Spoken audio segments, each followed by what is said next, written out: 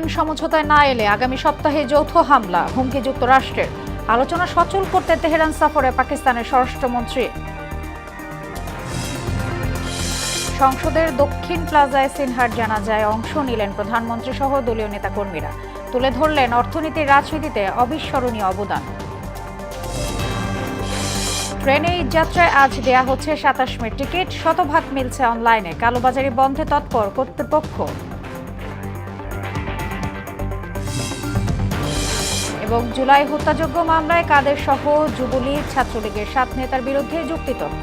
বিচারিক প্যানেলে বক্তব্য তুলে ধরবে আসামিপক্ষ।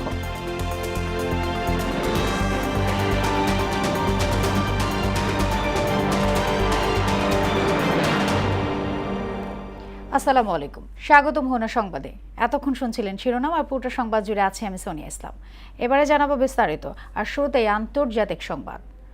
মধ্যপ্রাচ্যে ফের বড় ধরনের সামরিক সংঘাতের শঙ্কা দেখা দিয়েছে। ইরান কোনো আলোচনায় না এলে আগামী সপ্তাহের মধ্যেই ইরানের ওপর যৌথ হামলা চালানোর পরিকল্পনা করছে ইসরায়েল ও যুক্তরাষ্ট্র।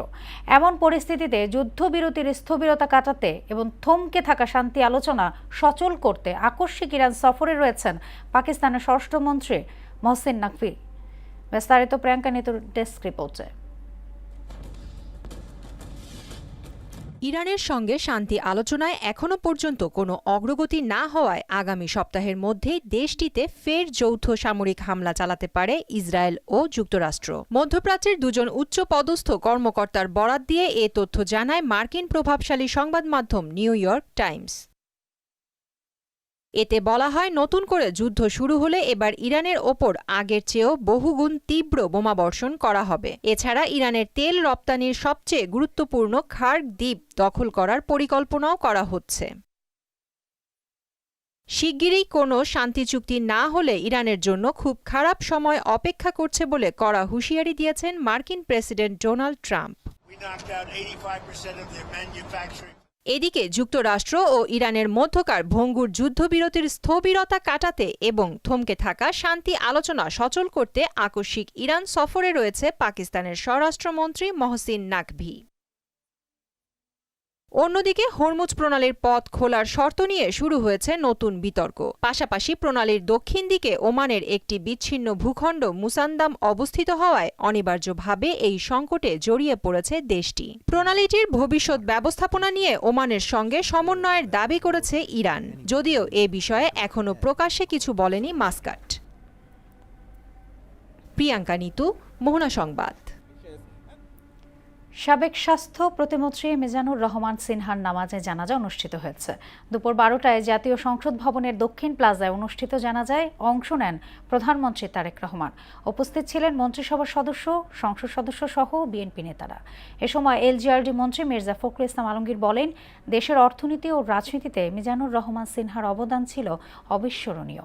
বিএনপির আদর্শ প্রতিষ্ঠায় তিনি আজীবন কাজ করে গেছেন বলে জানান চিফ হুইপ নুরুল ইসলাম মনি। আর মৃদুভাষী ও সিনহার অবদান কৃতজ্ঞচিত্রে স্মরণ করেন স্পিকার হাফিজউদ্দিন আহমদ।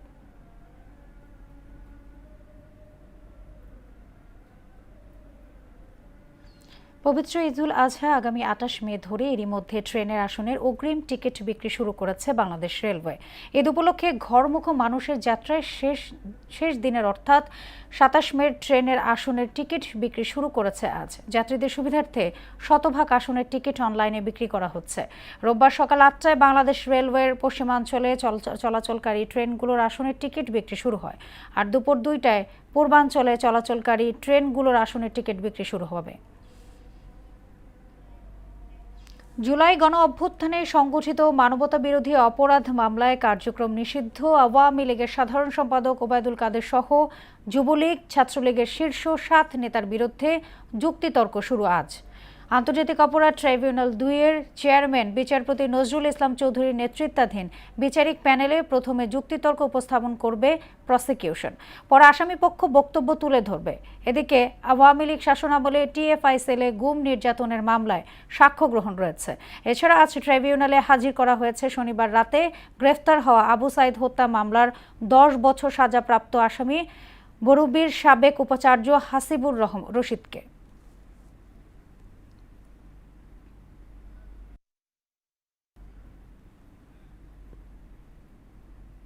দর্শক, এই বিষয়ে আরো জানাতে আন্তর্জাতিক অপরাধ ট্রাইব্যুনাল থেকে যুক্ত হচ্ছেন সহকর্মী মোদাসির আলী। আমরা চলে যাচ্ছি তার কাছে। মোদাসির, আজকের মামলাগুলোর সবশেষ পরিস্থিতি কি তথ্য আপনার কাছে আছে জানাবেন।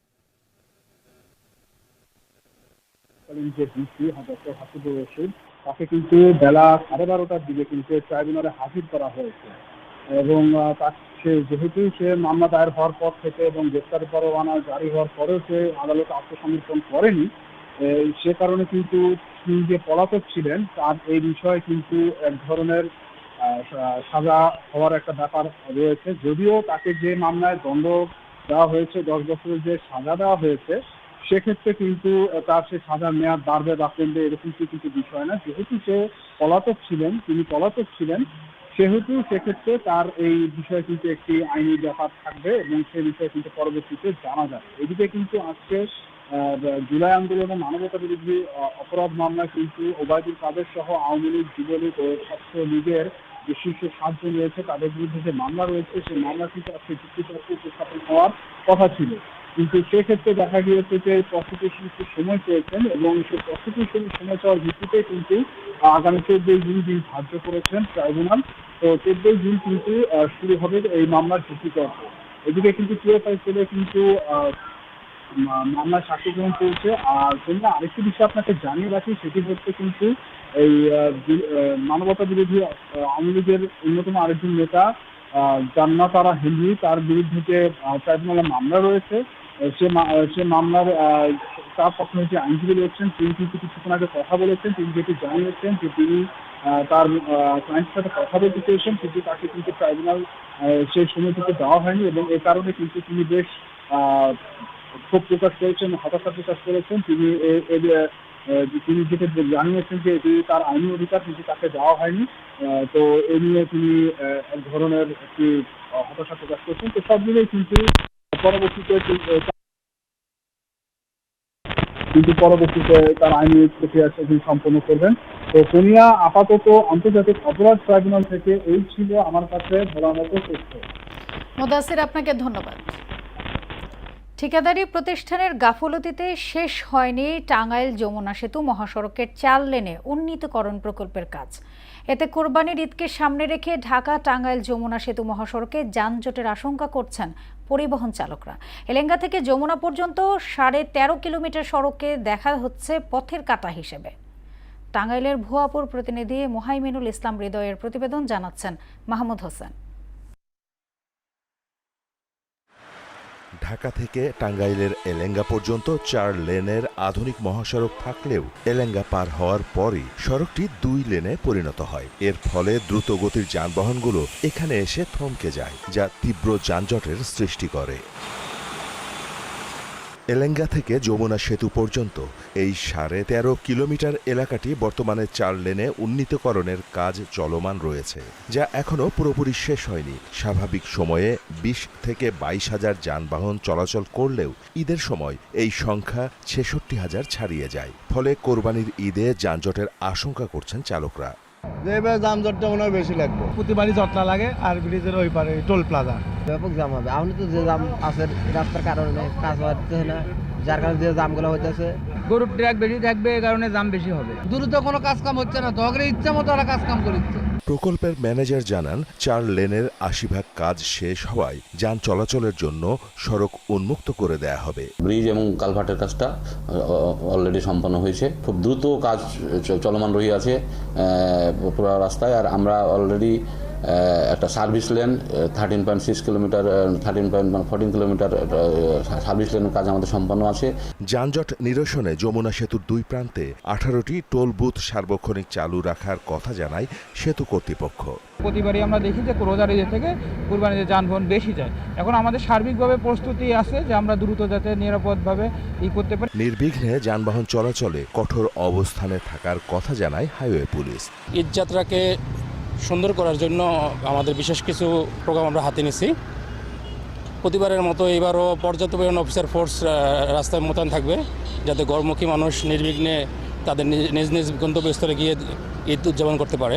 ঈদ আসলেই ভোগান্তি বাড়ে ঢাকা টাঙ্গাইল যমুনা সেতু মহাসড়কে।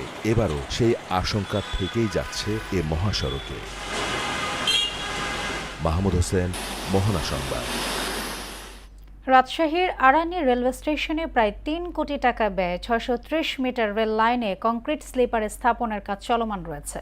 সম্প্রতি ঠিকাদার প্রতিষ্ঠানের মালিকের একটি মোবাইল ভয়েস রেকর্ডকে কেন্দ্র করে স্থানীয় সংসদ সদস্য আবু সাইদ চাঁদের বিরুদ্ধে কাজ বন্ধের হুমকির অভিযোগ সামনে আসে। তবে তা প্রত্যাখ্যান করেন আবু সাইদ। অভিযোগ আর পাল্টা অভিযোগের আড়ালের ঘটনা নিয়ে রাজশাহী থেকে মেহেদী হাসান শ্যামলের তথ্যে বিস্তারিত জানাচ্ছেন ডলি বিনতে মনোয়ারা। সব কাজ ঠিকঠাক মতো চললেও হঠাৎ একটা ফোন কলেই তা বন্ধ হয়ে যায়। ওই ফোন কলের ভয়েস রেকর্ডে ঠিকাদার আশরাফ জানান, স্থানীয় সংসদ সদস্যের উদ্ধৃতি দিয়ে হিরু নামের এক বিএনপি নেতা তাকে কাজ বন্ধ করতে বলেছেন। বললেন যে আমাদের লোকজন দিয়ে পার্টনার করে তারপরে কাজ করো। স্থানীয় কয়েকজন আছে, তাদের কোনো পরিচয় আমি জানি না, তবে সে বলতেছিল যে আমি স্থানীয় যুব দল বললো না, যুব দলেরই নাম মনে আছে ভাই, তার একজনের নাম জানি হিরু। অভিযোগের সত্যতা যাচাই করতে আড়ানি রেল স্টেশনে গিয়ে ভিন্ন চিত্র দেখতে পায় টিম মোহনা। রেল লাইনে পুরো দমে চলছে কংক্রিটের স্লিপার বসানোর কাজ।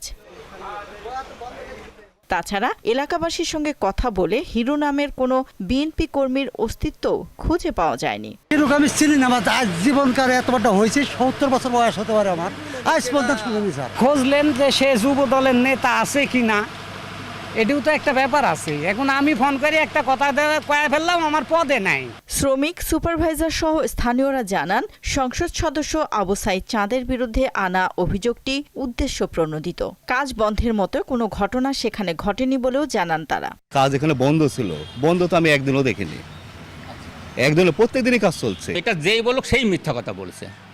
আচ্ছা, এই সাইড আমি চালাই, আমি থাকছি, তাহলে তো কাজ বন্ধ হলো কি 10 টাকা চালাতে আমার কাছে হবে, কিন্তু আমার কাছে এখন পর্যন্ত কেউ আসে বলেনি যে কাজ বন্ধ করতে হবে, না টাকা দাও, না পয়সা দাও, না এই করো সেই, এই কথা কেউ এখন পর্যন্ত বলেনি। আর এমপি সাহেবের তো বলার প্রশ্নই ওঠে না যে কাজ বন্ধ করে দিয়েছে এমপি সাহেব, কিন্তু এমপি সাহেব কাজ বন্ধ করেনি, কাজ সম্বন্ধে এমপি সাহেবের সঙ্গে কোনো কথা নাই। আর এইটা বানোয়াট একটা মিথ্যা কথা একজন ছড়াবে। এ বিষয়ে জানতে চাইলে রেলওয়ে পশ্চিম জোনের মহাব্যবস্থাপক মুঠোফোনে জানান, ওখানে কাজ হচ্ছিল আমাদের রেলের, সেই কাজে বাধা দেওয়া হয়েছে। তো এর প্রেক্ষিতে আমি আমার চিফ ইঞ্জিনিয়ারের মাধ্যমে আমার যে ডিভিশনাল ইঞ্জিনিয়ার আছেন নির্দেশনা দিয়েছি যে ওখানে যোগাযোগ করে কি সমস্যা হয়েছে সে সমস্যা সমাধানের জন্য চেষ্টা করে। পরের দিন সে তাদের সাথে যোগাযোগ করছে, করে বলছে যে স্যার সমস্যা না, এটা একটা ভুল বোঝাবুঝি হয়েছিল, যা হোক এটা ঠিকাদাররা কাজ করতে পারবে, কোনো সমস্যা নাই। অভিযোগের বিষয়ে সংসদ সদস্য আবু সাইদ চাঁদ বলেন, নির্বাচনে দলীয় মনোনয়ন না পেয়ে স্থানীয় বিএনপির কিছু লোক তার বিরুদ্ধে চক্রান্ত করছেন। আমার ধারণা যে এগুলা যারা নমিনেশন পায়নি, আমার বিরুদ্ধে চেষ্টা করেছে, নমিনেশন পায়নি, তারাই হিংসাত্মকভাবে এই কাজগুলো করছে। সরকারি উন্নয়ন প্রকল্প নিয়ে বিভ্রান্তি ছড়ানোর অপচেষ্টা চলছে বলেও অভিযোগ করেন তিনি। আমার এই কাজগুলো তারা ভালো চোখে দেখছে না, যার কারণে কিন্তু হিংসাত্মক হয়ে এই কাজগুলো করছে বারবার। ডলি বিনতে মনোয়ারা, মোহনা সংবাদ। পবিত্র ঈদুল আজহাকে সামনে রেখে শেষ মুহূর্তে ব্যস্ত সময় পার করছেন নোয়াখালীর খামারিরা। জেলায় এবার 1.5 লক্ষাধিক পশু প্রস্তুত রয়েছে। তবে গোখাদ্যের দাম বৃদ্ধিতে ন্যায্য মূল্য পাওয়া নিয়ে শঙ্কায় আছেন তারা। পাশাপাশি ভারত থেকে গরু আমদানি বন্ধের দাবি তাদের। মোহাম্মদ সেলিমের প্রতিবেদন, জানাচ্ছেন মিশাল বিনতে আনোয়ার। কোরবানির ঈদ ঘনিয়ে আসতেই সরগরম নোয়াখালীর পশুর খামারগুলো। শেষ মুহূর্তের পরিচর্যায় দম ফেলার ফুরসত নেই খামারি ও শ্রমিকদের। জেলার ছোট বড় খামারগুলোতে এখন চলছে শেষ সময়ের প্রস্তুতি।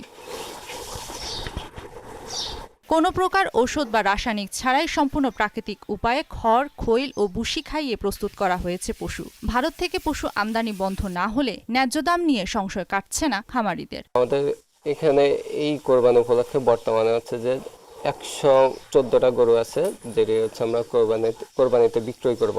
খাটনি দিয়ে গরুর সাথে আমার সাথে আমার বন্ধুত্ব হিসেবে সম্পর্ক হয়ে গেছে। নিজস্ব ঘাস, সাইলেজ আর বুসির মাধ্যমে আমরা এগুলা যত্ন সহিত লালন পালন করি। 40,000 থেকে শুরু করে 6 লাখ পর্যন্ত গরু আছে বর্তমানে, 6 লাখ টাকা পর্যন্ত।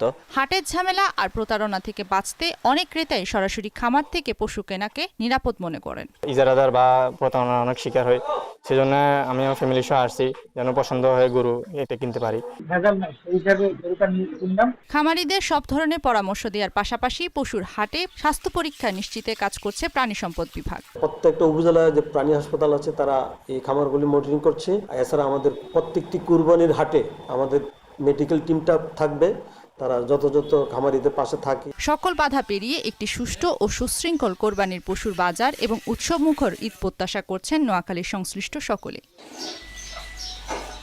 মিশাল বিনতে আনোয়ার, মোহনা সংবাদ। এবার মুন্সিগঞ্জের পশুর হাটের খবর জানাতে যুক্ত হচ্ছেন সহকর্মী মোহাম্মদ সুজন। আমরা চলে যাচ্ছি তার কাছে। সুজন, যেমনটা আমরা প্রতিবেদনে দেখছিলাম, ঈদকে সামনে রেখে খামারিরা ব্যস্ত, লক্ষাধিক পশু প্রস্তুত হচ্ছে। আপনি তো মুন্সিগঞ্জের হাটে আছেন, এই মুহূর্তে সেখানকার কি তথ্য আপনার কাছে আছে জানাবেন। আপনি যেমন প্রতিবেদনটা দেখলেন, যে সে বিষয়ে যদি আমি বলি, মুন্সিগঞ্জে কিন্তু পর্যাপ্ত পরিমাণে কিন্তু পশু রয়েছে। এবার মুন্সিগঞ্জে 47টি যে গরু হাট রয়েছে অস্থায়ীভাবে, সেই হাটে কিন্তু ইতিমধ্যে গরু উঠতে শুরু করেছে। আমি যে হাটটিতে রয়েছি সেই হাটে যদি সার্বিক চিত্র বলি, এখানে যেহেতু ঈদের আর কয়েকদিন বাকি, ইতিমধ্যে কিন্তু যারা হাট ইজারাদার রয়েছেন তারা কিন্তু সার্বিক পরিস্থিতি যে গরু রাখার জন্য যারা দেশের বিভিন্ন অঞ্চল থেকে কিন্তু গরু বিক্রি করতে আসেন এই মুন্সিগঞ্জের, তাদের জন্য যে নিরাপত্তার ব্যবস্থা, পাশাপাশি যে হাটের যে সার্বিক চিত্র, সেটাও কিন্তু সাজিয়ে গুছিয়ে রাখছেন তারা হাট ইজারাদার কর্তৃপক্ষরা। তাদের সাথে কথা বলেছিলাম, তারা যেমন বলেছেন যেহেতু এবার কুরবানি কিন্তু পর্যাপ্ত পরিমাণে মুন্সিগঞ্জের যে হাটে কিন্তু গরু ওঠার সম্ভাবনা রয়েছে। পাশাপাশি যদি খামারিদের কথা বলি, খামারদের সাথে কথা বলেছি, তারা যেমন বলেছেন যেহেতু বেশিরভাগ গরু কিন্তু মুন্সিগঞ্জের এই অঞ্চলে কিন্তু খামারে বিক্রি হয়ে গেছে, এরকমটা কিন্তু বলছেন খামার কর্তৃপক্ষরা। পাশাপাশি যদি আইন শৃঙ্খলার কথা বলি, এখানে আমি কথা বলেছিলাম জেলা পুলিশের সাথে, তারা যেমনটি বলেছেন যেহেতু ঈদকে সামনে রেখে যেন কোনো অপ্রীতির ঘটনা বা যারা রয়েছেন গরু বিক্রি করবেন তাদের জন্য অজ্ঞান পার্টির খপ্পর থেকে টাকা তাদের নিরাপত্তা রাখে, সেই ব্যবস্থার জন্য কিন্তু সাদা পোশাকের পাশাপাশি কিন্তু পোশাকধারী পুলিশের রয়েছে থাকবে হাটের সার্বিক নিরাপত্তার জন্য। হাট কর্তৃপক্ষদের সাথে কথা বলেছি, তারা যেমনটা বলছেন যেহেতু দেশের বিভিন্ন অঞ্চল থেকে কিন্তু এই তারা গরু বিক্রি করতে আসেন, তাদের জন্য সহজে বা ব্যাংকের মাধ্যমে টাকা পাঠানো পারে সেই বিষয়ে কিন্তু ব্যাংক কর্তৃপক্ষের সাথে কথা বলেছেন। হাট কেন্দ্রিক এলাকাতে কিন্তু ব্যাংকের যে বুথ রয়েছে সেখানে কিন্তু টাকা জমা দিতে পারবেন। পাশাপাশি কিন্তু এখান থেকে তারা তাদের অ্যাকাউন্টে টাকা রেখে তারা গন্তব্যে যেতে পারেন। যারা হাট গরু বিক্রি করতে আসেন হাটে, তাদের সাথে কথা বলেছি, তারা বলছেন যেহেতু এইবার বিগত সময় কিন্তু যে গরু যে দাম ছিল, এবার কিন্তু দাম নিয়ে কিন্তু কিছুটা একটু ব্যতিক্রম থাকতে পারে, সেরকম তারা বলছেন। যেহেতু তাদের খরচ বেশি, পাশাপাশি কিন্তু যে খরচের যে গরুর যে মূল্য রয়েছে সেই মূল্য নিয়ে কিন্তু তারা একটু আতঙ্ক রয়েছে। এই ছিল মুন্সিগঞ্জ থেকে আমার কাছে গরুর হাটের সর্বশেষ পরিস্থিতি। সুজন, আপনাকে ধন্যবাদ। পটুয়াখালীর গলাচিপায় খাল পুনঃখননের সুফল ভোগ করছেন হাজারো কৃষক। এতে কৃষি নির্ভর অর্থনীতিতে গতি ফিরতে শুরু করেছে। এর ফলে উপকূলীয় এলাকার জনজীবনে স্বস্তি ফিরেছে। এলজিডির এই প্রকল্পের মাধ্যমে দীর্ঘদিনের জলাবদ্ধতা ও সেচ সংকটের সমাধান হওয়ায় কৃষকরা নতুন করে স্বপ্ন দেখছেন। সোহাগ রহমানের প্রতিবেদন, জানাচ্ছেন মাহবুবা আক্তার। পটুয়াখালীর গলাচিপা উপজেলার ডাকুয়া ইউনিয়নের 3টি খাল দীর্ঘদিন ধরে পলিজমে ভরাট হয়েছিল। 12 কিলোমিটার দীর্ঘ গলাচিপা ও শাখা খাল পুনঃখননের ফলে শুষ্ক মৌসুমে সেচ সুবিধা বৃদ্ধি, বর্ষা মৌসুমে জলাবদ্ধতা নিরসন এবং মাছের উৎপাদন বৃদ্ধির মাধ্যমে গ্রামীণ অর্থনীতিতে গতিশীলতা আসছে। পানির অভাবে আগে শুধু বর্ষায় একবার ধান চাষ করা গেলেও এখন সেচের সুবিধা পাওয়ায় বছরে 2 থেকে 3টি ফসল চাষ সম্ভব হবে বলে জানায় কৃষকরা। সরকার যেন এ ধরনের প্রকল্প অব্যাহত রাখে, এমনটাই দাবি তাদের। বিগত সময়ে পানি না থাকার কারণে খাল খনন ছিল না, উন্নয়ন সিজনে পানি আসতো না, যার কারণে পান হইতো একেবারে ছোট ছোট। এই বছর এই পানি পাওয়ার পরে আমরা সর্বপ্রথম পানিটা আমরা বিভিন্ন বরে দিতে পারছি। বরে দেওয়ার কারণে 50টা এবছর খুবই সুন্দরভাবে হয়েছে। খাল কাটতে রাস্তাটা যে করছে যে এটাও অনেক ভালো হয়েছে। আমরা হাঁটাচলা করতে পারি, আগে হাঁটাচলা করতে পারি না। আমরা ডুবাইছি, মাছ ধরছি, কত কিছু করেছি, কিন্তু খাল শুকিয়ে যাওয়ায় আমরা কিছুই করতে পারিনি। কিন্তু এই খাল কাটায় বর্তমান সরকার এবং পৃষ্ঠপোষকতা যারা ছিল তাদেরকে আমরা ধন্যবাদ জানাচ্ছি। প্রকল্প অনুযায়ী খালগুলো কৃষি উৎপাদন বৃদ্ধি এবং জীববৈচিত্র্য সংরক্ষণে গুরুত্বপূর্ণ ভূমিকা রাখবে বলে জানায় এলজিইডি। আগে যেখানে ধরেন 2 ফসলি জমি ছিল, এটা এখন কিন্তু আপনার 3 ফসলি, মানে সারা বছরই মানুষ এই চাষাবাদ করতে পারবে। এবং আপনি তো নিজেও গিয়েছেন, আমিও গিয়েছি, মানুষ কিন্তু খুব উৎফুল্লিত এবং তারা খুব সবাই যারা কৃষি থেকে শুরু করে পানি যারা ইউজ করে মানে সবাই অনেক উপকার পেয়েছে। খাল পুনঃখননের ফলে কৃষকরা বছরে একাধিক ফসল উৎপাদনের মাধ্যমে আর্থিকভাবে লাভবান হবে, এমনটাই আশা। মাহমুদা আক্তার, মোহনা সংবাদ। বাংলাদেশ ক্রিকেট বোর্ড নির্বাচনের পূর্ণাঙ্গ তফসিল ঘোষণা করেছে আহসানুল করিমের নেতৃত্বাধীন নির্বাচন কমিশন। ঘোষিত সূচি অনুযায়ী আগামী 7 জুন মিরপুর স্টেডিয়ামের বোর্ড রুমে সকাল 10টা থেকে বিকেল 4টা পর্যন্ত সরাসরি ভোট গ্রহণ শেষে ওই দিনই ফলাফল প্রকাশ করা হবে। এর আগে 20 ও 21 মে মনোনয়ন ফর্ম বিতরণ এবং 21 ও 22 মে ফর্ম দাখিল করা যাবে। বর্তমান অ্যাডহক কমিটির অধীনে অনুষ্ঠিতব্য এই নির্বাচনে কাউন্সিলরদের ভোটে 3টি ক্যাটাগরিতে মোট 23 জন পরিচালক নির্বাচিত হবেন। শেষ করব মোহনা সংবাদ, যাবার আগে শিরোনামগুলো আরও একবার।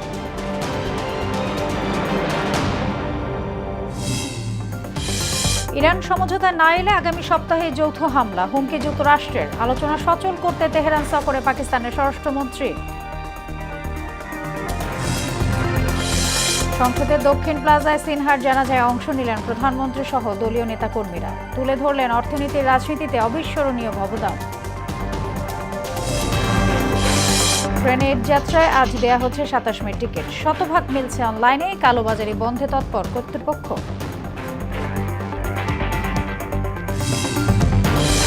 এবং জুলাই হত্যাযজ্ঞ মামলায় কাদের সহ যুবলীগ ছাত্রলীগের 7 নেতার বিরুদ্ধে যুক্তিতর্ক। বিচারিক প্যানেলে বক্তব্য তুলে ধরবে আসামি পক্ষ। এই ছিল মোহনা সংবাদে। পরবর্তী সংবাদ বিকেল 5:30টায়। এর আগে বিকেল 3টায় দেখবেন সংবাদ এক নজরে। মোহনা সবশেষ খবর জানতে ভিজিট করুন www.mona.tv। সংবাদ দেখতে পারেন ফেসবুক, ইউটিউবে। এতক্ষণ সঙ্গে থাকার জন্য ধন্যবাদ সবাইকে।